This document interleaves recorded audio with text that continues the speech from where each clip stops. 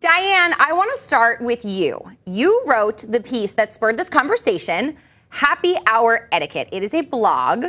Oh my God, Lauren, is anyone seeing what's going on next to me while this is happening? Diane, I'm sorry. Again, I apologize already for Lauren Lee's behavior. That scared me. So let's talk about this blog. You wrote the blog, Happy Hour Etiquette. And I want to talk, before we talk about all the problems, I want to talk about number one, which is don't underestimate the value of sharing an after-hour drink. Why is it important to socialize with our colleagues?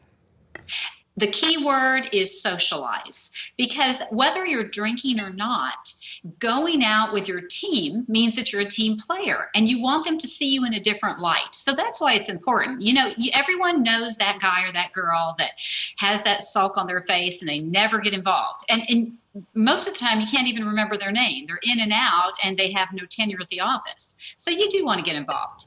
But when we enter the cocktails into the equation, why do so many people have such a hard time keeping it together? Even though you know you should, because you're with your coworkers. We lose our inhibitions. You know, happy hour doesn't mean you get too happy. It's an extension of business. So you want to make sure that you maintain your composure and not just let it go. Okay, any tips for maintaining composure? Because we've been sitting here with Lauren already and she hasn't maintained her composure. That's right. So, you know, you're only responsible for you. Don't use your boss as the example because he or she may be on their fifth drink, you know, and hanging from the chandeliers. So you just be responsible for your own behavior. So I say 2 glasses of water to every glass of wine. Diane, how much more important is it for a manager or a boss to hold it together during happy hour with their employees? Well, they're obviously the role model.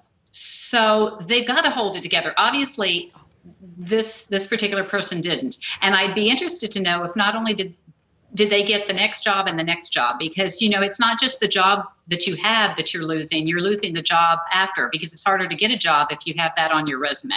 Diane, in this case, if you can't pace yourself, if you find yourself going to happy hour and consistently embarrassing yourself in front of your coworkers, should you skip the happy hour even though it's a chance to bond with your coworkers? Well, I would hope that as an adult we wouldn't have to skip it. We could just decide that we're going to pace ourselves. And well, we shouldn't be going to happy hour as kids, Diane. As adults or when we go. As an adult, we should pace ourselves.